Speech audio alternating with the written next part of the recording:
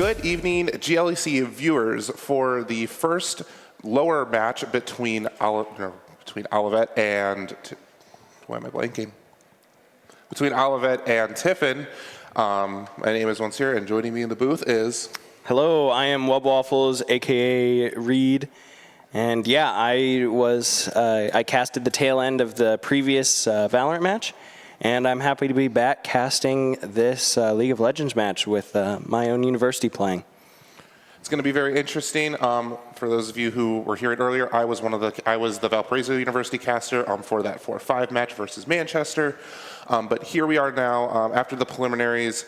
We are here at the lower round one between Olivet and Tiffin. So you're gonna have to tell me a little bit about Olivet, because obviously you're the expert on it.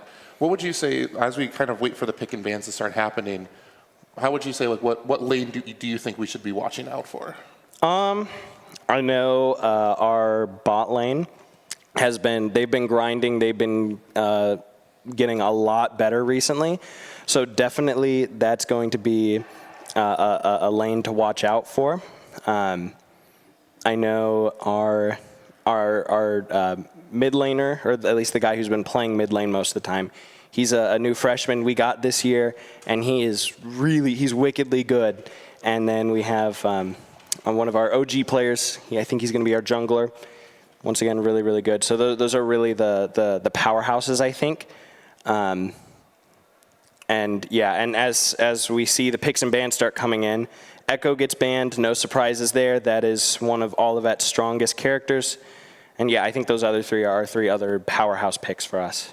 And I was going to say, from the side of Olivet, we do see the Alistar ban definitely going to be not allowing that ADC and support to just have a lot of damage mitigation, especially with Alistar's ultimate. Ashe, another great ban. We've been seeing it a lot in both pro play and in games already here today. Ashe has just been extremely strong. The ability to just continue to slow and just continue to have an onslaught of damage come out, especially once Ashe is able to get 2 or 3 items.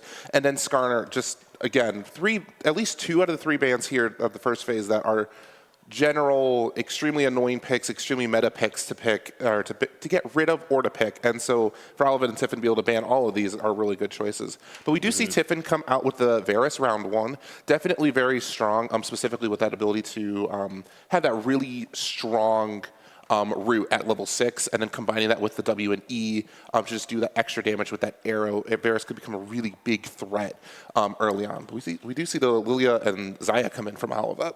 Yeah, I know Lilia to be a comfort pick. Xayah, I don't, from my memory, I've not seen that pick come out from Olivet a whole lot. So potentially some counterplay to what they think Tiffin's going to be doing. Yeah, the Mundo, that makes sense. We kind of got whooped by a Mundo earlier today. So not entirely surprising to see that one come out here. And I was going to say, just to add on to that Xayah pick, again, the ability for Xayah just to be able to throw down her ultimate and kind of go invulnerable for half a second, being able to just potentially dodge the Varus ultimate and then be able to be able to get a root down herself. That's going to be really strong. We are going to see the Jax pick you're going to see the Jax pick, which is going to be, again, relatively strong, just, again, kind of being a little bit of a lane bully. The potential split push pressure from Jax is going to be relatively high. And we do see a Graves jungle, so we are going to see more of a carry situation from Tiffin's jungle, which is always good to see. Graves, again, just extremely strong champion, and ability to have wave clear in that AD. Tiffin is now 2 out of 3 for AD, so we're going to hope to see some more AP damage from Tiffin. But with the final bans coming in from Tiffin's end, we do see the Vel'Koz and we do see the Yone. I'm assuming that those are pretty common picks that your 2 remaining laners have. Yeah, those are definitely. I know at least one of those to be a comfort pick. I'm not entirely sure about the other, but I would imagine these are comfort picks for some of our players. And we see from Olivet, we see the ban of the Aurelion Sol. As a mid laner myself, who played a lot last year, it hurts to see the nerfs that he's gotten recently. But still, again, if these games are going long, Aurelion Sol is one of the strongest bullies for that. And we see from Tiffin, we saw the ban on the Swain, so really trying to prevent like super long games. So we see the Aurora. Aurora just absolutely a monster, especially because now she's been flexed in both top and mid.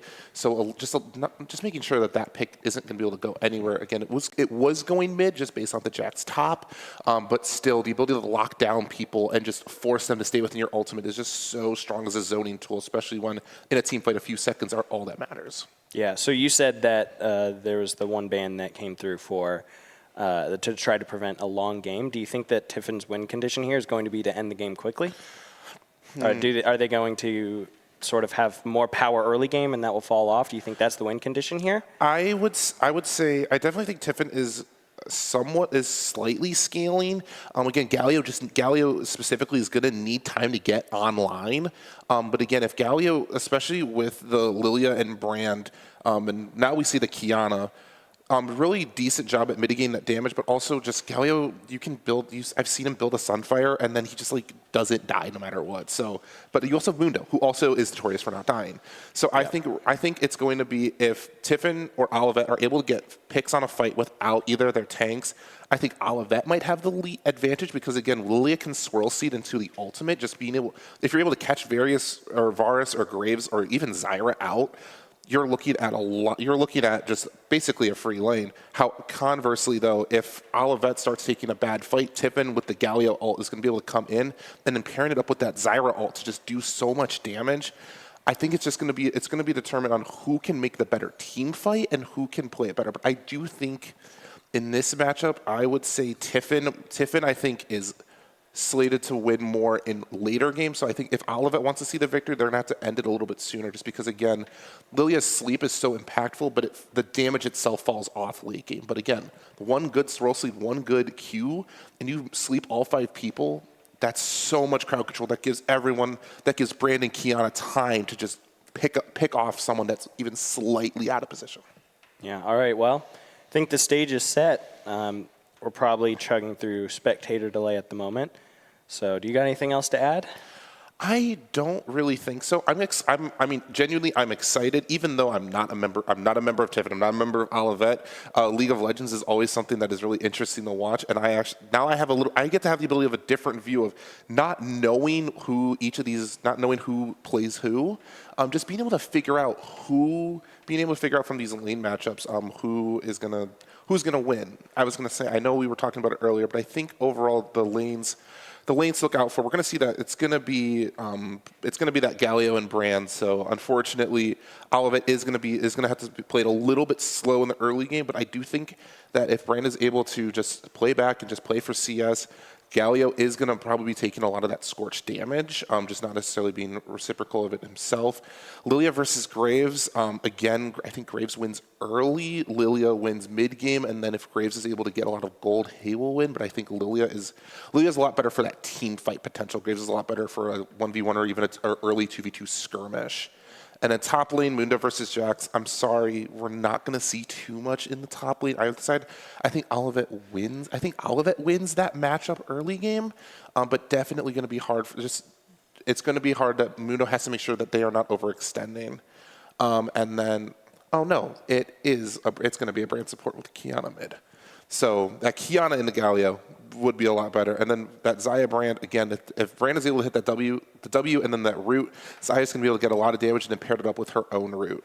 But obviously, Varus and Zyra are going to be pretty oppressive in the lane. But I think, with that being said, that's kind of my thoughts. Do you have anything else to add? No, I think we can take it to a break until the game starts. So don't go anywhere, guys. We'll be back in just a few short minutes. Alrighty, welcome back, everybody. We are going to be getting into the league match here. Once again, Olivet Nazarene University versus Tiffin University here in the lower bracket round 1. It looks like I don't know if the stream looks like this, but our POV is pretty... Okay, there we go. Now we're moving. Just taking a quick second to catch up. Yep. And it doesn't look like there's going to be an invade. It just looks like everybody's just sort of watching, waiting and watching, so we might get about 30 seconds here of not much action. Which, honestly, we'll take.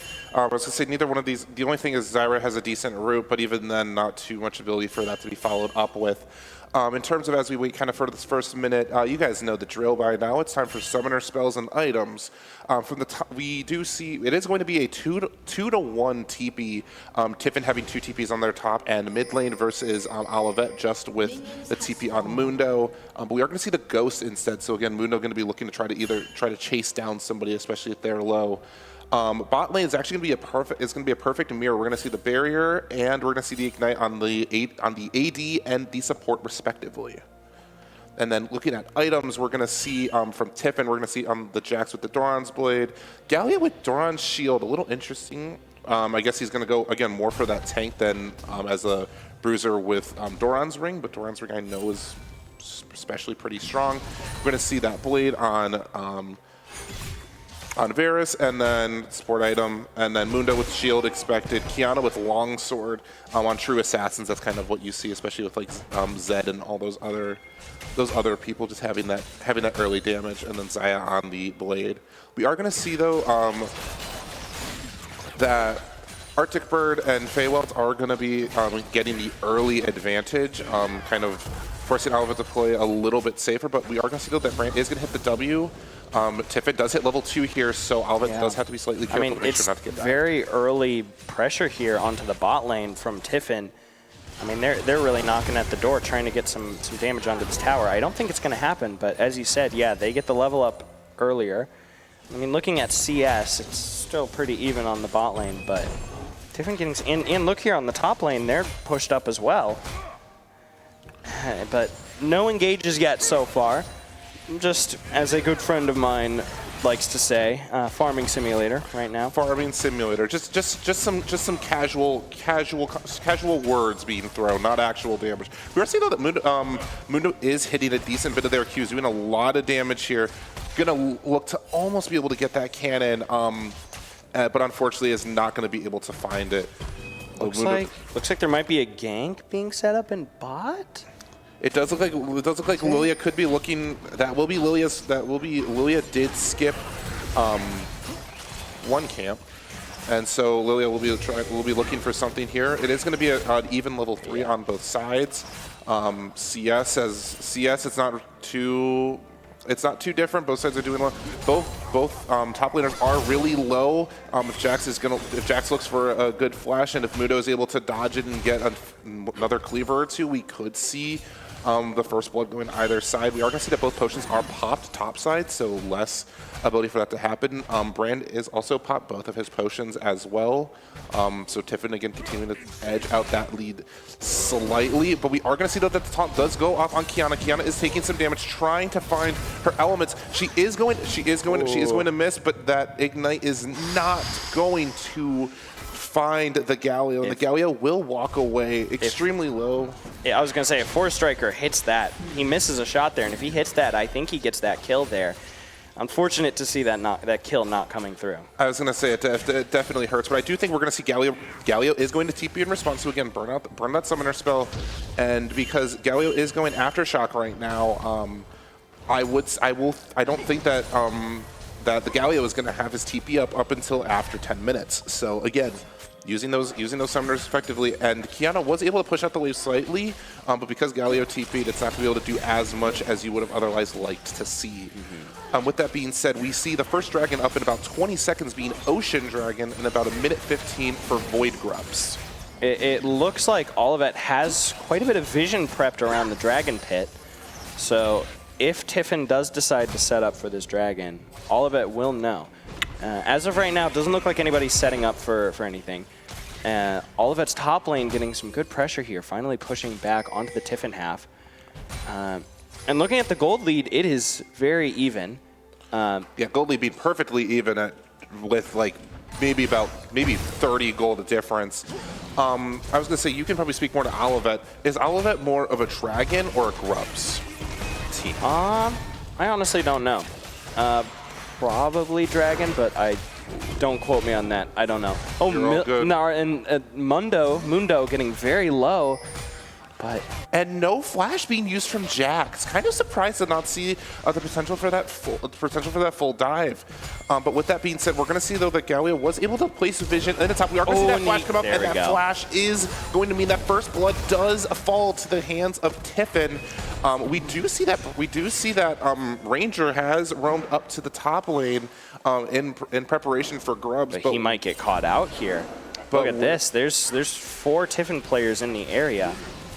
And I think they just get that objective. Tiffin's going to get Void Grubs, and Olivet, what they should be, as we said earlier, Olivet is in no really good position to be able to take that objective topside, and so what they need to do is Olivet needs to be rotating down for that Dragon to be able to equal things out. The reason for that is, again, we noticed that Mundo has no TP, no way to get back, and so what is the way that Olivet can continue to make presence and move the game forward? And for them, like I said, Dragon. There we go. They are just going to burn it here. Looks like Tiffin was fishing for a steal, but not going to find that. Oh, but look, he's Arctic Bird getting caught out. But there's a world where he goes down there, but he's going to be able to get out of that one. And I was going to say, with that being said, it is going to be a trade of the 3 Void Grubs to Tiffin, the first Dragon to Olivet, again, it being Ocean, so allowing kind of that poke from Galio is not going to be as effective, especially with that missing health. We are going to see though that Cloud Dragon is going to be next, and we do see the Graves being nearby, looking for a potential gank. But Galio did not find anything, and so he is just going to move towards his Raptors. Yeah, here in the mid lane. Looks they were fishing for a gank, but Forest Striker just not committing heavily enough. And I say that, and he's tempting him right now, saying, "Hey, I want to fight you." He's throwing out some of the from the chakras and just continuing to do a little bit. We do see that Zyra is going to be able to maintain a pretty... Ooh, wait, look at top. Potentially a gank here. Lilia sitting in bush, ready and prepared if Jax is going to choose to go in. Jax does have ultimate right now. There Jax we go, is going in. It's go time. Lilia's going in. Lilia flashes. Lilia uses ultimate. The Drowsy. Asleep. And gives the kill to Mundo. Allowing kind of helping to equalize that 1-to-1 trade that happened earlier.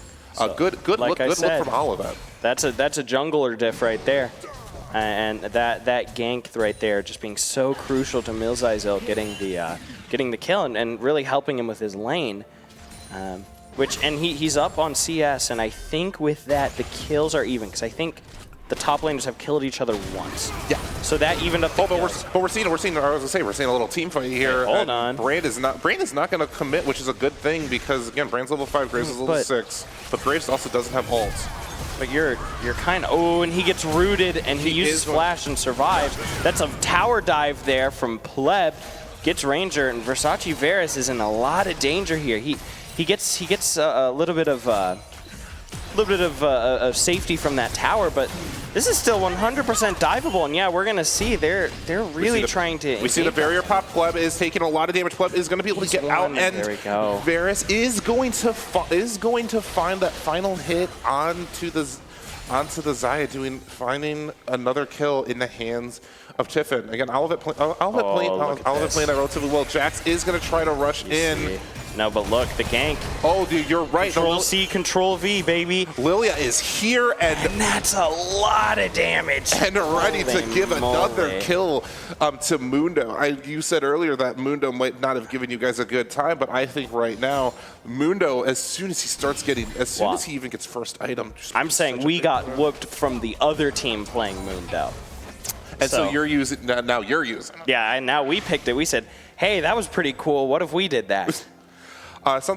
Again, really, at 65 CS and two kills, we're going to see at least we could see a potential another item component, if not full first, maybe slightly off of first item, especially because it looks like with the Bracer and Bell, it could be going Heartsteel. It's just a Mundo classic. Wait, there's only one person on bot lane right now for Tiffin. I wonder if Olivet's going to choose to collapse on this. I think Olivet might just look to be gaining vision, but yeah, they're gonna set up. It looks like they're trying to set up for whatever this. Yeah, look at all the vision around this pit. What's going to spawn in there? Is that gonna be Baron? Or to the void for the void grips. is that? Wait, no, because Tiffin. I'm talking about on bot lane. There's a bunch of Olivet vision around that pit. I think Olivet is just preparing for Dragon. As Dragon will be up in about 50 seconds. Oh yeah, I didn't see that. Oh, and with that being said, a lot of things are happening right now. Wait a minute. Galio fighting 2 people. The red team able to steal one of the void grips. Trade's coming out here, and so is able to find a kill. Oh, and we're gonna see though that Lilia is able to get the asleep, but the Mundo is not going to be able to follow up on that, and Jax is going to be able to find. Jackson's going to be able to find some kills, and Jax and Graves being the ones to profit off of that. However, Mundo getting yet another kill and actually able to, that was this death did cause him now that was enough for Warmogs. Which again is just going to be extremely scary. But that was a really good team fight. We did see that Olivet was able, I think, to successfully smite at least one of those void grubs away. Yeah, I think they got one. Which is absolutely huge. The difference between 5 and 6 void grubs, again, that extra void lane is huge. Something to point out though is we're going to see from Blue Light, he has had 0 vision score and still at 2 wards at 12 minutes. And you were saying earlier that Lilia's been able to kind of do as she pleases up there, but that's just because that there's been no one to be able to follow up. And we're gonna see that Graves is gonna try doing a root, and that's a lot of damage there. And oh my gosh, Ranger just absolutely getting blown up. I think Tiffin gets the dragon for free off this. I mean, Olivet's like fishing for a steal potentially, but no, you're not gonna get a quality look at this. No, and I was going to say Arctic Bird is going to Zyra just is being able to keep this, just keep it so, just keep the presence so strong by those roots and those plants that Olivet just doesn't have a really decent way to respond to it. Yeah, and we're seeing the kill lead in favor of Tiffin, as well as a pretty substantial gold lead here, about 4,000, 3,000 or 4,000. Not great for Olivet, but a pretty good look for Tiffin, as you are either even or ahead in pretty much every category. As I say, we're going to see another little scuffle happen in the top lane, and to see 100% wait, a TP. credit. Oh, okay, wait, no, sorry. I thought the Lilia there was TPing in, but no, she was recalling out. Never mind. No, you were all good. I was going to say though something that Mundo having that item along with those movement boots. Jax is getting absolutely chunked out. Look at this. Kiana doing some damage, and we are going to see that it is going to be a lane rotation. Tiffin's mid and bot look like that they are going to be switching. Mundo just not caring about Jax's damage here, as he's just going to get a crash on the plating. That his spell shield immunity is going to gank here. Wait, but Forest Striker is also here. This is potentially just a 2v2. Lilia's presence is going to be enough for Graves to not look for it. That is with Chemtech Soul now being the soul up, that is going to allow stronger plants, and that is going to be tenacity and shielding. Not necessarily, I would say, not too helpful, I think, to anyone, but really Mundo for that heal. But again, that extra damage when you're under 50% health. I think Mundo could be one of the best members to take advantage of that. And we are going to see that Brand is going to get found by that Varus arrow doing and wait, and a fight happening here for the Rift Herald. Under Oath using his flash to get out. Okay, well, never mind. They just walk away from that. Tiffin lost the Rift Herald, but there was also a really decent possibility that Olivet maybe wanted to collapse on that, which I think would have been a lot worse. And we're just going to see an absolutely absurd amount of damage come out. Graves is slowed, and Varus is going to find another arrow. Yeah, this is not a beneficial fight for Olivet. It's a 3v2, and Versace Varus is just kind of getting left alone here. And it does look like that the mid wave tower is going to fall with 4 members of Tiffin being here to help to collapse on this. I don't think that they're going to be able to find the full second turret, but it's definitely going to be. Oh my, yeah, that's. I might speak too soon. Oh, we are going to see the Brand ult is going to start hopping between people. No, they get that and tower. they are gonna get it. We see the Kiana just come in and absolutely get rid of Pleb. Where did that come from? Amazing. Oh my goodness. amazing look by that Kiana. They're able to get a lot of much-needed gold in their pocket. I think that with this back, this will be enough for their first item here. But they are responding to Jax right now. However, to point out again something else from Olivet's end, Mundo was able to absolutely take out that first tower and is now just has so much more pressure in the top lane. We're going to see it back. We're going to probably see at least another, probably full boots and another main item component come out from him. If you're Olivet, Mundo's your win condition right now. That's a full heart steal. That's a full heart steal. He is at 2 items at 16 minutes. Jeez Louise, yeah, this guy's going to be unkillable. 7,000 gold. Currently the highest individual gold member out of any of the 10 players. Jax or Graves and Jax slightly behind with Varus as well around there.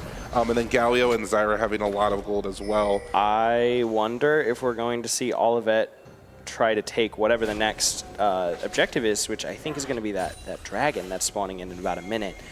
I bet we're going to see Olivet. Yeah, and we see him placing wards down there, or vision down there. I bet we're going to see Olivet try to take this fight. Because and look, he's just bullying in the top lane. That healing is absurd. He does have to be careful for Arctic Bird. But yeah, is gonna be able to dodge the ability. But that is also going to mean that 2 members of Olivet are up top side, which means that Zyra is gonna have to move down. Is gonna have to move down for a dragon. Otherwise, if 2 people are forced to respond to Mundo here, that should mean that Olivet is gonna have a lot easier of a time getting this dragon.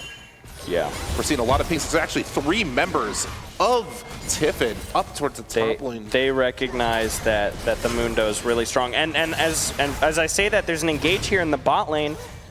Forest Striker and Under Oath, a flash gets used, and Forest Striker wants the kill. He tower dives and gets it. Oh, and Mundo is hurting real bad here. Oh, but Mundo's not going to be able to. Mundo's not going to be able to kill. He is going to lose. He is going to lose tower. Warbox is currently active. They'll give him a bunch of extra health. Yeah, that healing is ridiculous. And he might get.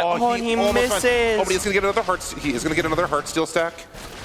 We do see that the Ghost Pleb was able to find the kill, but that was so much extra time given to Olivet by forcing 3 members under Mundo's tower, and even then. They kept him there for such a long period of time that Olivet was able to kind of do whatever they wanted for a little while. They were able to get the dragon. They got the pick on Galio. Kiana's getting a lot of much-needed gold for her to fully be online. I mean, you start to see Mundo turning into this raid boss here. Like I said, I think that's the win condition here. Wait, and Olivet got that dragon at some point during that fight. As the 3, there was so much action going on that the directed camera didn't show. But we are going to see, though, that is going to be Olivet's second dragon to Tiffin's first. With that being said, however, something to point out on the side, or on both sides, is we are nearing 18 minutes. And for those of you who don't know, if you are trying to get better at League, one of the things you're going to work on is Siestros, and normally if you're doing Siestro, you're trying to get 100 CS in 10 minutes. I might have to stop what I'm doing as Brand is going to take some damage, is going to have the flash ult. Big team fight here. Flash ult from Graves. Not going to be able to finally find anything. Forest Striker needing to play, hiding. Doing some damage to Pleb. Pleb does not have ultimate or do a lot. It's a lot of players here. He needs to back up right now. Yep. Forest Striker just needs to play safe. Oh, but he's gonna throw someone under the tower, trying to find the Jax. Not gonna be able to. Forest Striker needing to back up and make sure that he's not gonna get found with that. However, Millsey's Hill on the Dr. Mundo in the top lane. Yeah, I was gonna say Mundo's just in the top lane, able to kind of forcing a Gallia to respond, and it is looking like that they are going to respond. We probably have to send someone else against him. But look at that. He's walking away, and he's already back to being full health. Varus finding another poke onto the Xayah, just doing a lot of damage. But as I was saying earlier, we're now at 20 minutes in, and you're aiming for, if you are trying your best at League, something that you always want to be focusing is trying to get around 10 CS a minute. Now, obviously, it's a lot easier said than done. No, watch this. But we're gonna see. Mundo's taking a lot of damage. We're seeing the Mundo ultimate getting popped. 2 heart steal stacks. And 2 more Tiffin players are collapsing here. He's walking away. Hitting the Q to slow the Jax. We do see that Lilia is. Lilia with 2 people. Wait, but look, he's. He might 1v3 this. Come on. Mundo's gonna get more Heartsteel stacks, but just not gonna be able to find enough right there. I think that if Mundo just continued to run away instead of trying to turn back after the Lilia ult, Lilia ultimate was really just being used there to kind of just slow the enemy team so that they couldn't do much. I respect the hustle though. It was a very good try there. It was a very good try, and especially because of how strong that is.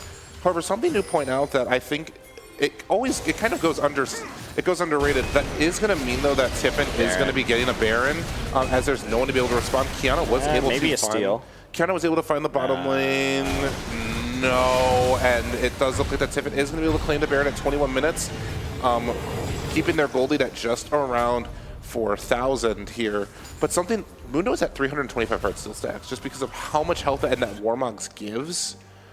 His Heartsteel stacks is stacking at a really, really fast rate. And I think that that's, even though it obviously dying is not what you want to see, but there's always other ways that you can, if something can happen while you're dying. Like, look at that E. That E was able to 100% clear that. Yeah. He's gonna probably clear that vision. Oh, he's not going to clear that vision. He's not going to clear the vision. He's going to continue to push the wave. Jax is doing a lot. Jax now is kind of becoming a little scary as now Jax has 2 items, including Bork. Bork definitely, Blade of the Ruined King, a lot weaker than we have seen it before. Now only doing, I think, like 4 or 5% max health damage instead of 8 or 10. Oh, look at this, a collapse onto Forest Striker here. 4-man collapse, jeez Louise. He flashes, but he still gets shut down there. I think Lily is going to get out of that. I mean, we're just seeing a lot of really good engages here from Tiffin, just really shutting down what Olivet's trying to do. Looks like there is going to be a fight here in the top lane. Milzizil fighting under tower. That tower is going to be taken, but we've also seen how tanky this Mundo can be. Is he going to be able to get it done here? No, he's really getting pressured here. I think the window of opportunity where he could have abused that tankiness got shut down the 2 times he tried to use it because they just 3-man engaged on him. Mundo is going to try to look like to be out of combat for as long as possible. But under oath, look at this. Oh, but we're going to see Lilia here. And Jax does not have ultimate. Jax is going to be able to find that tower. Lilia taking a lot of damage. Lilia ulting, but not going to be able to be enough as Jax is going to respond, flash, and find Lilia, trading 1 for 1, and that is going to cost Lilia her ultimate as well. Ideally, you don't want to see the trade come through here, but I think ultimately that's worth it for Olivet because you stop Tiffin from just knocking on your door. You know, you want to try to prevent them from taking these towers in your base, and that really does stop a lot of and it stops any push that Tiffin could try to do. Was that a dragon just getting bursted down by Tiffin? It was. Wow. That's now 2 dragons to each side at 23 minutes. Again, that Jax did have a slight. That Jax did have some sort of gold bounty, it looked like, because of the shutdown that it's. I don't remember how much it's. I don't remember how much it's set, but we are going to see though that with it being a 6K, with around a 6,000 gold difference between Tiffin and Olivet, objective bounties are active across the map. So this does mean that if any extra towers or objectives are grabbed, it is going to be extra gold in the hands of Olivet. I know we've seen multiple times. I don't think we've seen it necessarily today in playoffs, but I know we've been seeing it in games throughout the regular season on both sides, that all you need right now is one good team fight by either side. Obviously, Olivet's going to have to play Olivet's going to have a little bit better mechanics in order to pull it off, but one good team fight at a good location for either side honestly can determine the rest of this game. Agreed. And Baron buff is now, Baron power play is now over by Tiffin. We are going to see though that Mundo is going to get collapsed on, trying to find a lot of damage, doing so much damage to Pleb. But I don't think he's not going to be able to with that collector, and the collector and Mortal Reminder is just going to sap so much of that healing from Mundo. And I mean that's really any teeth that you had on the offense gone for all of that for about 30 more seconds, which is it's rough to see. Because like you said, one good team fight here. I think Olivet really needs to play for a good 5v5. And as I say that, Brand gets taken down. Versace Varus is trying to trade. But as we can see, the cavalry is arriving, and they're just going to get that double kill. I mean, I think Olivet needed to play for a clean 5v5 team fight, try to win that, and then get objective bounties. As it stands, all you have left up is your mid laner and your jungler trying to defend your base, and they're just taking out all these towers. It's really not what you want to see happen here. I was gonna say, we're seeing as Tiffin is just absolutely able to waylay inside of Olivet's base. We are gonna see though that Kiana is gonna be able to find the checks. Kiana is gonna have to disengage from this. The Graves is coming in behind, so Kiana does have to be careful here. We are gonna see that we're gonna see the barrier thrown and the ignite used. There we go. That's 2 kills there. Galio falling, and Olivet is able to stem the bleeding a little bit. They're still down now. 8,000 gold. Base could be a little bit in better health. But that extra gold is going to go a long way into the hands of trying to help prolong this game and allow Olivet to try to get back in and to get back into leading. Doing math, I think. Oh yeah, that is 8K. Never mind. I was like, wait a minute. I think that no, it is 8K. And yeah, unfortunately, fortunately for Tiffin, although you lose 2 there in that fight, there's no bounties or there's no dragon or anything up for Olivet to just run in and take. Which I think that would have been ideal for Olivet, being able to get those 2 kills and then immediately snowball that into a dragon or a baron. Because not only do you get the buffs from that, but you also get the bounty gold. But that's not the world we live in. And there we go. Baron has spawned in. It looks like Tiffin is going to try to burst this. I think no? Okay, they're just waiting. They have vision. I don't think Olivet has any vision of the Baron itself. They have vision at the top side, but that's about it. Wait, Blue Light is running into the Olivet spawn. I don't... looks like he is gonna be forced a potential backdoor situation. Wait, where Force Striker needs to be able to get rid of Jax here. Oh, is gonna find the stun and is potentially a free kill. Force Striker might go. Force Striker is able to find the pick. Pleb is gonna fall here. Varus online though with three items is now just gonna do so much damage, especially with his Bork now completed as well. So it is going to be 2 to 3 in terms of the kills there. Olivet definitely not going down. Really good play by that Kiana there. Almost looked like that Jax was going to be able to win, but Kiana was able to keep their head cool and be able to finish it. We are going to see though that Xayah is going to be moving up top. It is going to have to be relatively close. We're going to have to see a good ultimate, trying for a good potential stun. They might just end. Wait a minute. Can Olivet do anything about this? Olivet has Lilia up right now, and that is going to force Tiffin. Tiffin is going to decide to back off here.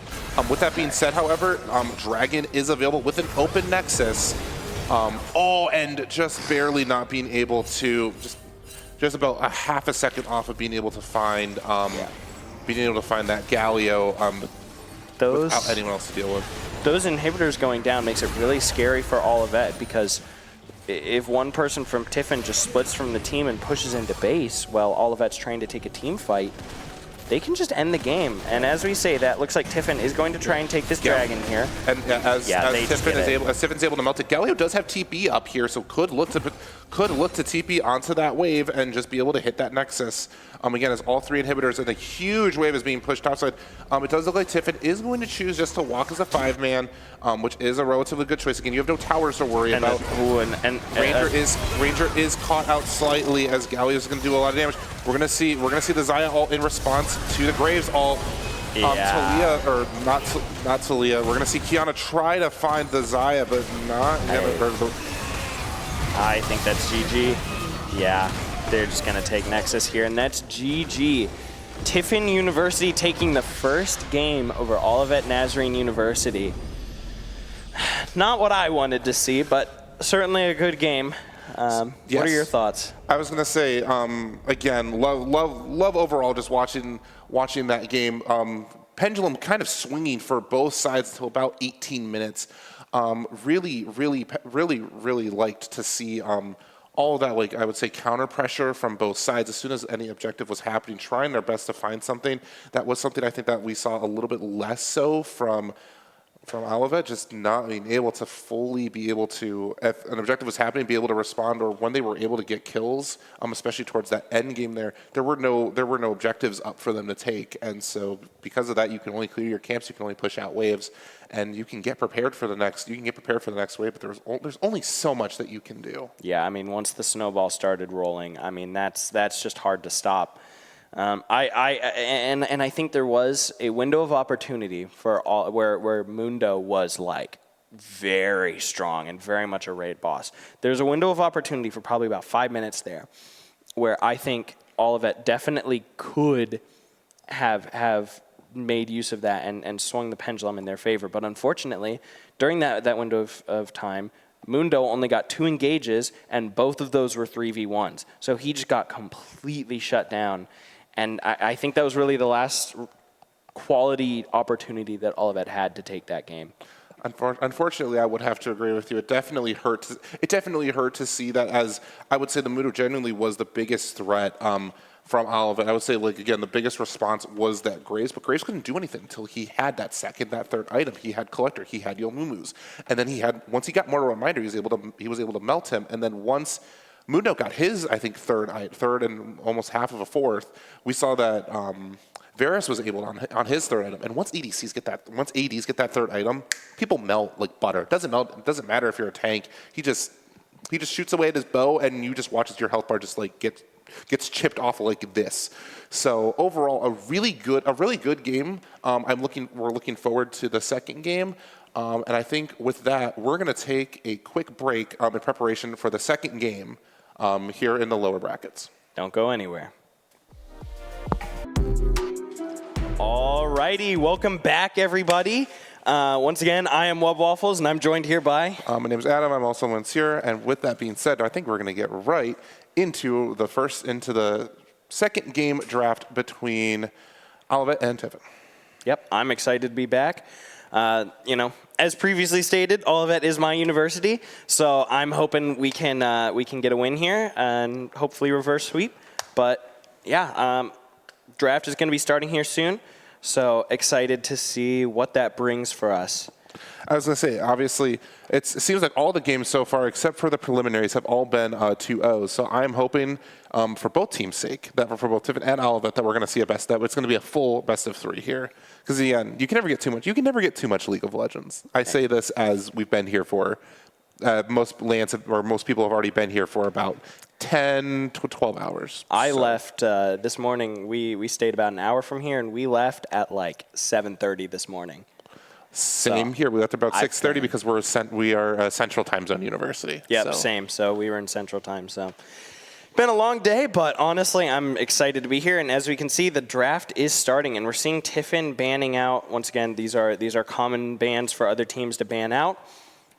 Interesting. Well, we will see what Olivet picks here, because there is a potential here, and we will see what happens. But Tiffin does ban the Mundo here, meaning so they were pretty scared of that, and Tiffin takes the Echo. Okay, that's what I was thinking, because Olivet, Echo is a very comfortable pick, and Tiffin didn't ban it out, but they didn't ban it because they wanted to take it themselves. So we're going to see how that pans out. They wanted to take that B1 Echo again. Echo extremely strong, just that ability, and also I think still technically be able to a flex pick between a jungler and a mid laner. I don't know Tiffin's players well enough, and Olivet's just going to lock in that Galio again. Went against it and didn't like it, and so you're going to pick it this side again, especially if that's Echo mid. That's just Galio should have a lot freer of. And we're gonna see the horse. We're gonna see the horse come out from Olivet. Really good, really solid pick. Again, just all that the conditional engage, the extra damage, the W lifesteal heal, the disruption on the ult, going through walls, all that fun stuff. You probably know more about the Olivets. Is Hecarim a comfort pick for the jungler? I believe it is a comfort pick. Yeah, I believe so. I believe it is a comfort pick for the jungler, but remains to be seen where exactly that pick will go. Ash coming through here. You're scaring me. I was like, if Hecarim mid is a new meta, I don't think I want to be a mid laner anymore. I don't know, man. I don't play League. I don't play League, man. I don't know. I don't play League. Fair enough, honestly. For those of you who are in League, stay in League. If you're not in League, here's the thing: is I don't know all of the character pools for every player on our team. I know some of the character pools for some of the players. So I can tell you what I've seen in games before. And I think I have seen Hecarim, so I think it is a comfort pick. But it could. Who knows? It could change. Who knows? I say Hecarim is usually designated as mainly as I think exclusively a jungler. We are going to see the quirk. We're going to see the final picks come out from both Tiffin and Olivet. We're going to see that Ashe again. Ashe, extremely strong presence. We talked about it earlier. Ability to slow, all that extra damage, fun, conditional engage on that ultimate, short cooldown on the ultimate. And we're going to see that Talia pick. So this does now give me a little bit of a difference because I know that Talia can be played jungle. I know that Talia can be played mid. I don't fully remember how good Echo jungle is. So I'm going to be stuck. I guess in the booth we're going to be waiting here just a tiny bit to determine which one is mid. But all I know is both those are AP and Galio likes when he faces off against AP. So genuine enjoy for both of those. You talked about the first wave of bans earlier, that Swain, that Hui, that Mundo being the new addition from Tiffin's end, again, seeing of how strong that was from Olivet. Yeah. And Olivet is going to respond in kind with that Alistar, the Skarner, and this time the Graves ban. Yeah, I am kind of a little bit surprised to see the Mundo ban come in, just purely because, yes, he was scary, but they dealt with him pretty effectively. So I'm kind of surprised to see that, but still, I guess a scary character is a scary character. Vel'Koz coming in for Olivet here, and Nami coming in for Tiffin.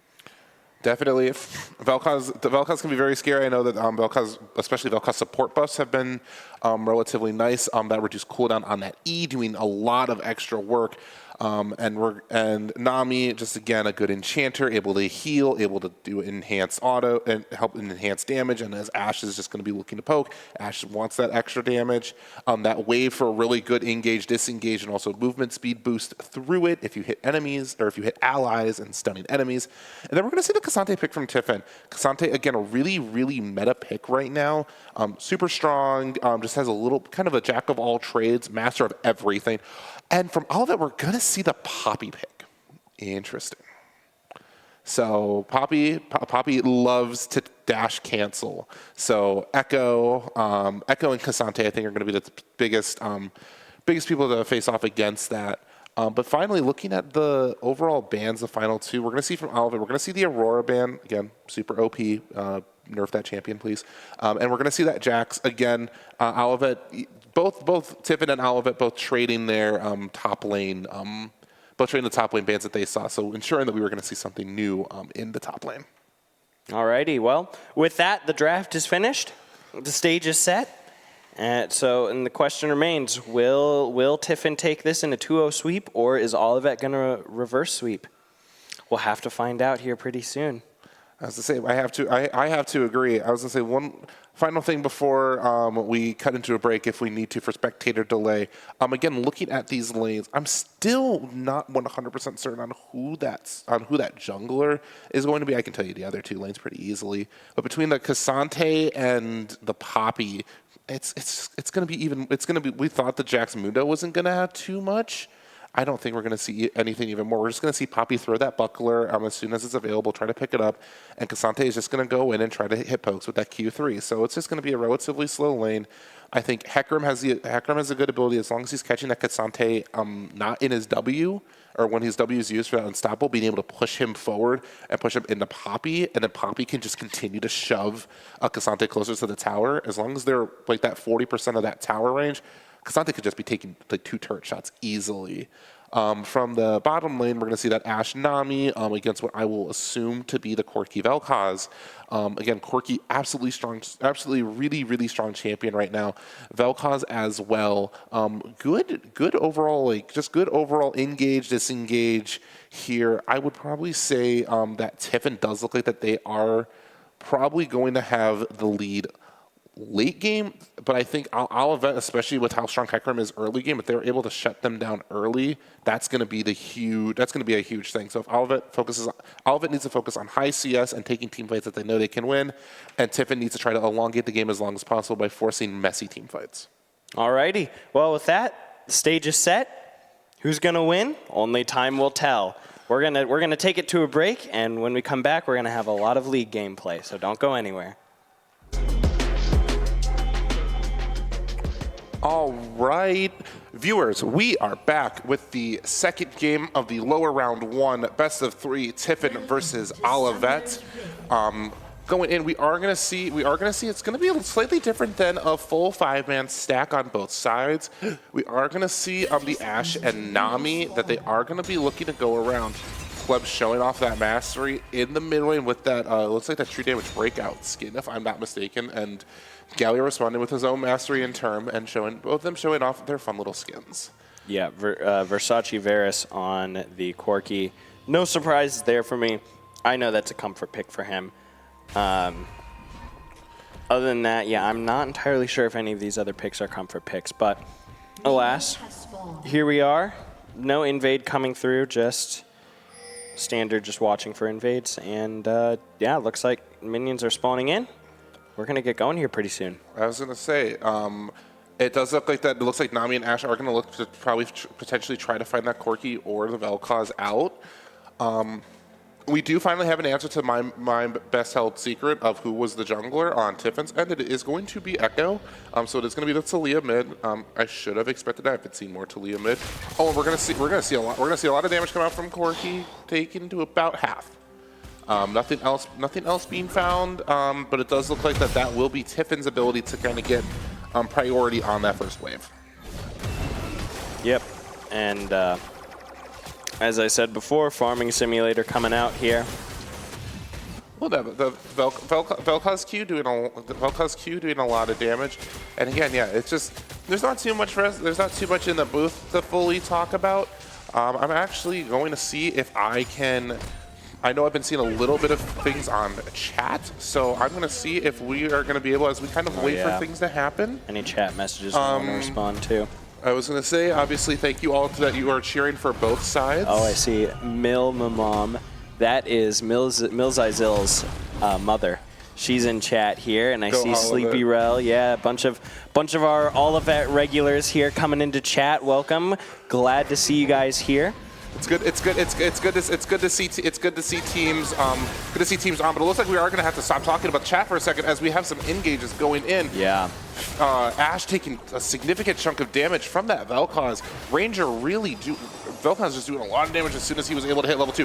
Oh, and that Q nearly being able to find someone. But he did have, to clarify as well, he did have to use heal earlier to help with Corki not taking damage. Nami is going to take a decent bit, but she is going to heal a lot with that W, as it is relatively early. Again, going to get hit by another Vel'Koz Q doing a lot of damage. We are seeing that Poppy is going to be crashing a big wave up top in preparation to look for a free back, not be able to do too much. Poppy is now slightly behind on CS, but again trying to focus more on shoving that wave than maybe necessarily hitting all of those minions. We are going to see that both junglers are going to have completed a full clear here, as trying to see where Echo, whereas we see 3 members of Tiffin roaming, including the Ashe, which should mean that Olivet's going to have some much needed time to be able to start doing some early to get their farm back up. Yep. So far, I mean, deathless game so far, 4 minutes in. Just sort of poking and prodding, but nobody quite finding anything. It looks like the junglers are converging here on the mid lane. Okay, and Tiffin's jungler opts to leave. Looks like, okay, there is going to be a gank in top. Echo ganking up here, yeah. Milzizil's got to get out of there, and he took blue light down a lot there in that engagement. Oh, first blood. Wait, who died? Wait. Sorry, we have a first blood that happens in the camera that didn't show us. Corki does fall to the Ashe and Nami. However, it does look like it was 4 summoners to 3, so relatively short on both sides. And Ashe is going to be able to get a lot of damage. And there we go. She is going to be able to find. She's going to be able to find that Vel'Koz, giving both of the first 2 bloods to Ashe, which is going. Giving that ADC extra gold, definitely not something that you want to do. Yeah, and yeah, we hate to see these kills early game, but not all is lost. Dragon has spawned. Nobody quite going for it yet, but Tiffin definitely with a vision advantage on that. Wait, no, hold on. Wait, that was the top pit. Nobody really has vision on the bottom pit. Yeah, no one. Yeah, no. neither side has vision. Once again, at this point, Blue Light and both Versace Varus, Versace Varus, don't know what I'm gonna say. As the first ward is placed, we do see that both wards is placed by, or Casante has held both wards. We've seen it happen. We saw it happen last game as well, where Blue Light had multiple opportunities to obtain vision and didn't, which was what Abel was able to get. We're gonna Poppy see up super far ahead this time. Yeah, and these top laners are fighting. It looks like this is going to go in favor of Milzizil here. Just gonna force crash the wave, which is going to allow Milzizil the opportunity to, looks like, just place vision on Grubs to be able to know when that's happening. But other than that, just again, it's gonna be a relatively quiet game. We're seeing that Galio is gonna get a full combo off onto the Taliyah, doing a lot of damage here. Taliyah not able to respond much in kind, especially as the magic cloak is thrown. We do see that Hecarim is nearby. Oh, and look at this flash comes out there. And Blue Light is going to get the better Milzizil in that top lane.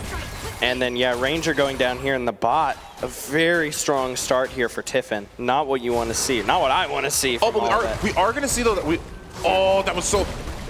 That is going to be, I think... Who's going to try to get... Die. Oh. And a miscommunication moment by Olivet.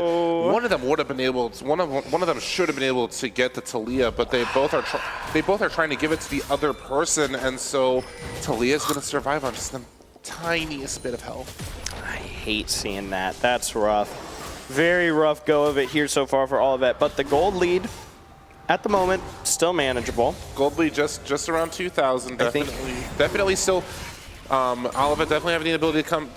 Olivet definitely having the ability to come back. Looking at the gold lead across the board, we do see that it is about 400 gold in the top lane, about even in the jungle. We do see that first smite on that camp. Echo is going to attempt to steal those void grubs. 300 gold in the mid lane and 700 in the top. This is a collapse from Olivet onto him.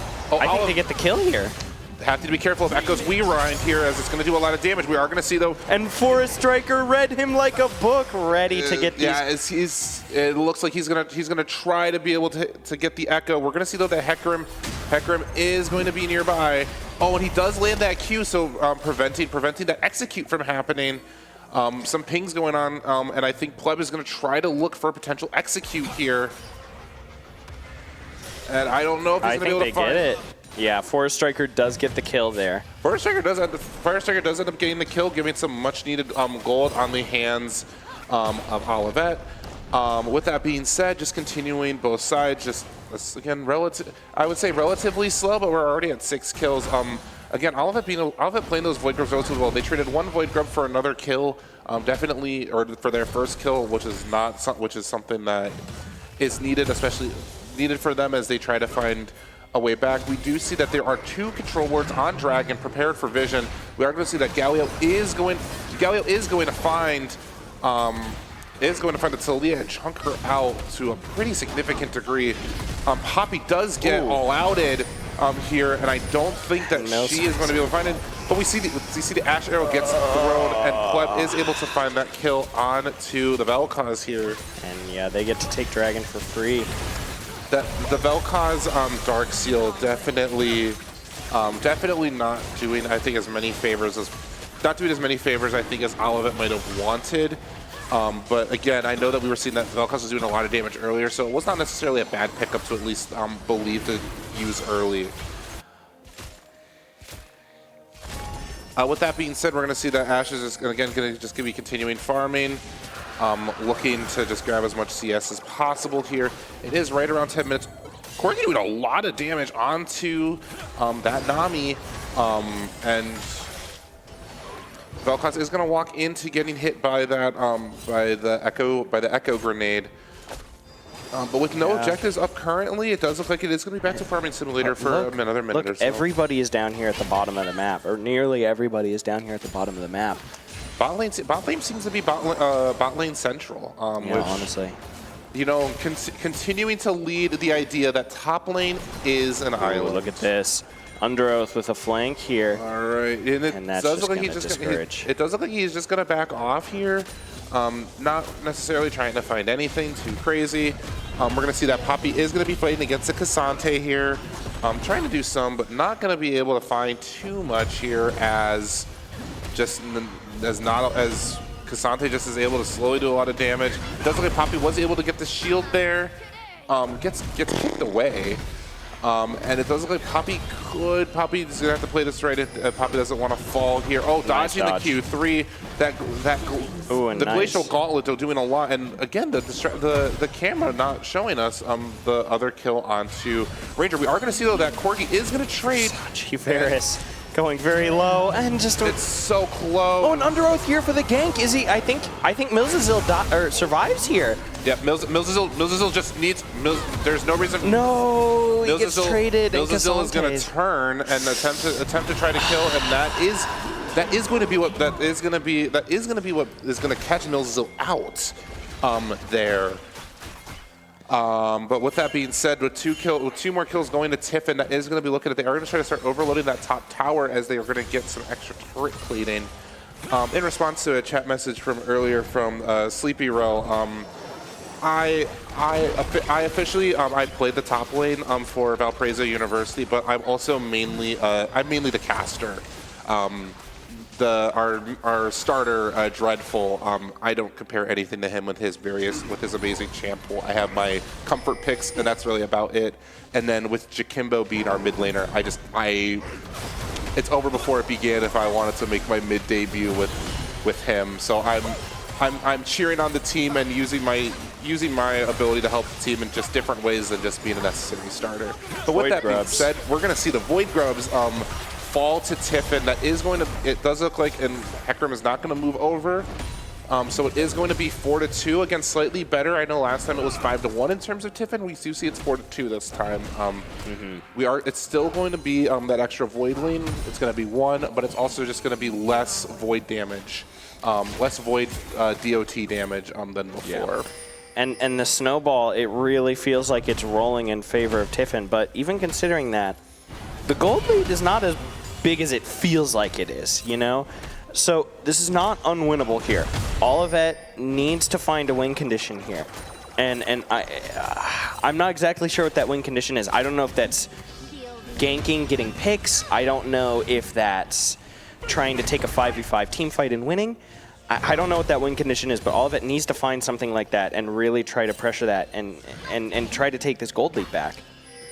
I have to agree. I was actually going to recommend. I think that if you're an Olivet fan, you're going to need to see Hecarim gank that Ashe, because again, if Ashe has no summoner skills, Ashe has no way to disengage, and as long as you're able to dodge the bubble, which you are usually able to with some degree of certainty from a Nami, especially if you're moving fast like Hecarim, you should just be able to dodge it pretty well. We're going to see that blue light is going to take another tower shot here, and with turret plating falling in 30 seconds. Ooh, nice engage there. Oh, Poppy gonna do a lot of damage here, and we are gonna see the Ashe ult gets popped on to the Quirky. Vel'Koz using his ultimate to try to do a lot of damage. Oh. But there might be a trade. There might be. He just has a sliver of HP, but no, he gets healed up, and that's going to be a positive. Oh wait, a gank here onto blue light from Under Oath, which is going to result in. Oh, and he engages on the Milzazil. Pleb is gonna ult in preparation to try to get, and it is going to be successful here. But underneath, this has to be slightly careful here as Echo is going to try to do something. Echo does not have ultimate to be able to disengage, and he's going to run back into the field, into the slow, and Unstoppable is going to give Blue Eye enough shield to be able to successfully get that tower dive off. Looks like Forest Striker's fishing for something. He might find Pleb here. Yeah, look, he sees he misses the shot. Oh no. And he misses it again. Oh, jeez Louise. Yeah, you just leave after that one. You leave after this one, and we're gonna see though that Galio is still hovering. Probably going to need that. Should go catch that wave, especially since Hecarim isn't there. Trying to beat out. Hey, look at that. The top laner's coming down to potentially steal the Rift, Harold. Mills' unfortunate is not their ultimate is not available, so they can't just if they would be able just to hit Echo and force Echo to not be in that team fight, it could be a lot easier.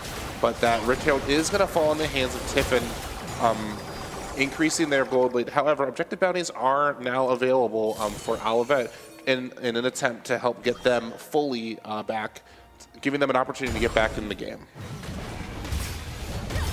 Yeah, okay, well, the top laners are fighting again, but as we can see, that is a huge level advantage in favor of Cassante, and we can see that here in this fight. He's doing a lot of damage here to Milzizil, and yeah, he just gets absolutely crushed there. And somebody else dies, Versace Varus dying in the bot lane. Not what we want to see here at all. That is, yeah, I was gonna say that is going to bring the gold lead to right around 6,500 here. Ashe is going to be attempting to fully get rid of that tower, and yeah, she is going to be able to. And the game's been paused. Somebody DC'd apparently. We have a disconnection, so please. With that being said, let's just take a quick second to make sure that we kind of have our full bearings. We've been seeing Tiffin has been able to kind of have a pretty solid hold over Olivet in kind of most of the objectives. We see them right now. We see them right now on Dragon as this pause timer keeps going. Do we have any intel as to how long this pause is going to be? Okay, cool. Okay. So yeah, here you can continue. No, you are all good. I was going to say, with that being said, as we and the players as we fix this tech issue, please give us a quick moment just for us to fix that, and we will be right back as soon as that happens. Again, please don't go away, as this pause could resume at any time. Alrighty, welcome back everybody. We're back in the game after the pause and getting right back into the action here. We are going to see in that slight pause. Apologies that there was no commentary from us as we were trying to be fully ready. We're going to see that second dragon does fall into the hands of Tiffin, but it does look like Olivet is going to look to try to prevent that Rich Herald from finding that tower. It's at 500 health. And it's just barely not going to be able to find Olivet being able to under a pin. That's a lot of damage, a lot of ults, a shutdown coming out here for Olivet, and they're going to get another. They're getting 3. Olivet on a triple. We're seeing Galio go on. We're seeing Galio go. Galio flashing in with the Nami that's flash. That's going to be 4. And that's huge there for Olivet. Olivet needed that team fight win. And let's see what they decide to do with it, because 4 of the 5 players are dead, but no objectives are up. They get to push out their lanes, but that's about it. That's really unfortunate. We're going to see them push out their lanes. I do think that if you, for Hecker, as I'm seeing the mini-map now, and again, hindsight is 2020 right now, 4 members are dead, and you know that the Cassante is top. I would have tried to look to see if there were any if there was a jungle camp or 2 that was available, especially because it does look like that the Raptors and the Krugs were available. Again, not really the biggest thing, but especially since you know you're safe, even if you're at low health, you heal so much on camps anyways. Just trying to extend your, again, as we were saying earlier, extending your lead or extending the advantage that you got in any way is important. And so there was just been a good example of that. We are going to see though that with those 4 kills, all 3 of which go into the Hecarim, that is going to make it so it's just the gold deficit is only 5,000 now. Still pretty high, but definitely not insurmountable. And we're gonna see that the Vel'Koz is able to get the full ultimate off on Nami, and Nami is going to wave, but the wave just takes a while to get there, and so Vel'Koz is able to get that full damage off, trading what's kind of a really good one-on-one pick for a good three-person pick. And I think we might see Olivet trying to rush this mid lane. Echo is topside pinging, or Echo is in the jungle pinging topside, and so I think that we're going to see Olivet and Olivet's pinging to take that mid-tier 1. Oh, Milzizil is getting collapsed on here. This is not what we want to see. Milzizil, I think Milzizil is going to trade his death for the mid lane turret, which isn't necessarily the worst thing ever. Yeah. Oh, we're going to see that shield grab. Oh, but there's the support is coming in here from Olivet. They might still catch off these stragglers. Oh. Yeah, look at this. It's 3-2. This might be a very good team fight, and they get 1. Ranger gets a kill into pleb. We're seeing that Talia is going to get hit a lot. Hecarim ulting, but not being able to find anyone. Versace Varus going down. Oh, you need to get one more trade and make this kind of worth it. And we're gonna see the Galio. Oh, Force Striker coming in to save Ranger here. Force Striker all the way in. Flash comes out. Blue Light forced to ult or forced to flash in order to find it. We're gonna see the Nami Wave. The Nami Wave is already back on cooldown. And Force Striker just getting tossed around and eventually shut down. It was tragic to see that Force Striker, as I think that Talia just had a tiny bit more time left, but because he dashed in the Talia wave, that he was just able to get stunned, and his taunt wasn't able to find anyone. Unfortunate to see, and the snowball is really rolling in favor of Tiffin. We got a 7K gold lead, 3 towers to 1, and 2 dragons to no dragons. Like, they're really ahead in everything, and you look at CS, and it's... Man, it's really just Tiffin's lobby, and we're playing in it. Like, this is rough to watch. Definitely not something you want to see if you're an Olivet fan. However, Olivet has consistently shown though that even though they're in a goal deficit, and Ranger is going to get caught out here. But even with them not necessarily having as much gold lead, they've been showing that they've had a few times where they've been kind of a detrimental ability, and they're able to get out. We're going to see that the Ashe ult does find the Hecarim. Hecarim is just going to be able to walk it out. Oh my gosh, that's a lot of Echo damage taking here. a lot of damage here. Echo having to ultimate. We are seeing though that the Galio is Echo getting a shutdown onto the Hecarim. Yeah, two players from Olivet dying there, and there's no trades coming out. You look at the kills, and it's 23-8. This is an absolute bloodbath. Definitely struggling. We are seeing though that Poppy is going to respond to the Cassante bottom side before that turret falls. We are going to see though that the mid-tier 2 turret on the side of Olivet is going to break, as we are going to have backs. We do see the Dragon is up in 5 seconds, which is Cloud Dragon, which again, let me remind you that the whole Cloud Dragon is that it gives movement speed, and that if you use your ultimate, you get more movement speed. There's one champion in the game who loves movement speed, and we actually see one of them in this game today. We see a Hecarim. So if Olivet is able to get 4 Void Grips, Hecarim, who was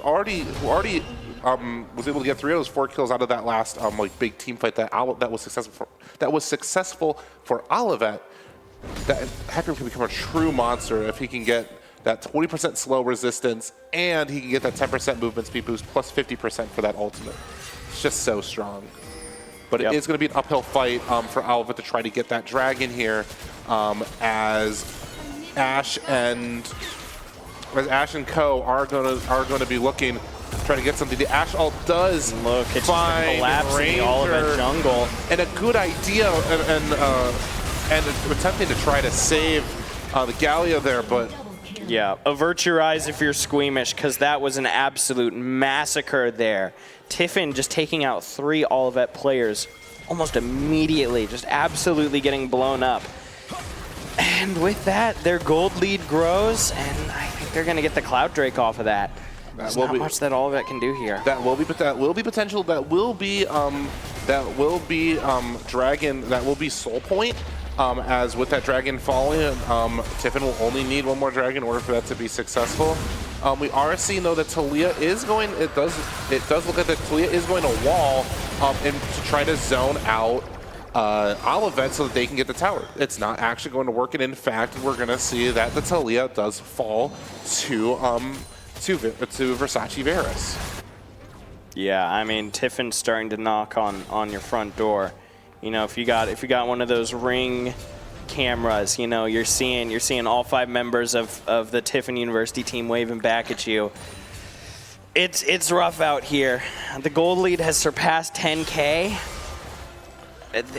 This would take a very good team fight win for Olivet to swing this.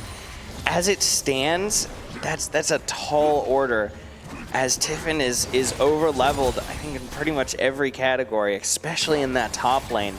2 levels up, and probably a pretty significant gold lead, I would imagine. Yeah, as we see a 4,000 gold lead in the top lane. Oh, but gold lead's outstanding. We are going to see, though, that the Echo is going to try to get some damage off onto the Hecarim. Is going to be successful. But Echo is going to be able to just grab that fruit, and with the help of Nami, get back up to full health. We're seeing that Blue Eye is going to force Hecarim to kind of take an unorthodox angle into this Baron. If we're gonna see a steal, we're gonna see a Hecarim all over the wall to fear, especially if he can fear the jungler. But it does look like Forest Striker just getting absolutely melted. Forest Striker's over off to the side here. I think we're gonna see a steal attempt. I'm gonna be honest with you 3K. here. Underoath going in, and he so doesn't get close. it. It's a good attempt, but just not gonna be able to find it. As Mills is going to fall. Ranger is trying to survive, but also going to fall as This well. might just be game. I'm going to be honest. The only surviving member is Versace. Yeah. And we're gonna see the wall come in.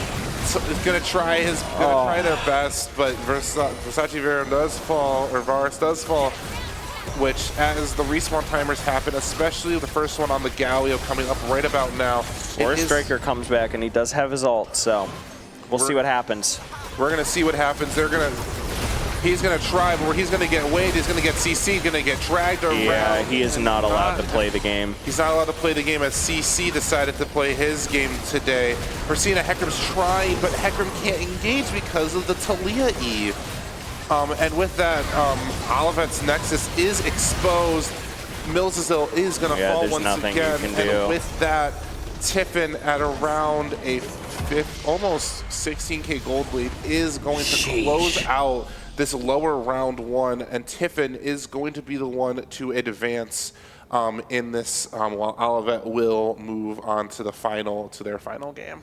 Yeah, so once again, GG's to Tiffin, taking it 2-0 over Olivet. Sad for me to see, but good games nonetheless. And yeah, but that first game was close, but the second game, once that ball got rolling, there was just that was a one-way train ticket to the red Nexus. I mean, you just couldn't stop that. I was going to say, yeah, again, Tiffin was able to just make every advantage that they had, able to continue to push that and just make it stronger. It sounds like a broken record because that is what happens. If a team is playing well, and the teams that are here, we're seeing the games today, all of them are playing well, both trying their best, and the ones that are winning, they're maximizing every advantage that they have and just being able to kind of run with it. We saw the first game that Olivet had the top lane, but they were kind of shut down because the other team knew that just to go and overload that top lane. But this time we saw that K'Sante was able to get ahead, and that help wasn't reciprocated in kind of this game, allowing K'Sante to become godlike and get 7 kills without dying. But with that being said, it was an absolute. While I'm not a member of Tiffin, I'm not a member of Olivet, it was a pleasure being able to cast this lower round one bracket with you guys. Pleasure for you as well. A pleasure to cast with you as well. Again, really good opportunity to just talk with other members of different teams and learn different casting styles and all the ways there. Do you have anything else you would like to say for this as we wrap up? No, I mean, yeah. Like what you said, one of the really fun things about this event is being able to meet other people. And it's oftentimes in esports there is the screen between you and the people you're playing against, but it's really, really fun to come here and have that screen sort of broken down. So, but enough of my yapping. That's once again GG's. Tiffin taking that 2-0. And I think here coming up pretty soon, we're going to have the last match of the night. It's going to be Valorant semifinals. I don't remember who it is, but yeah, don't go anywhere. We'll be right back.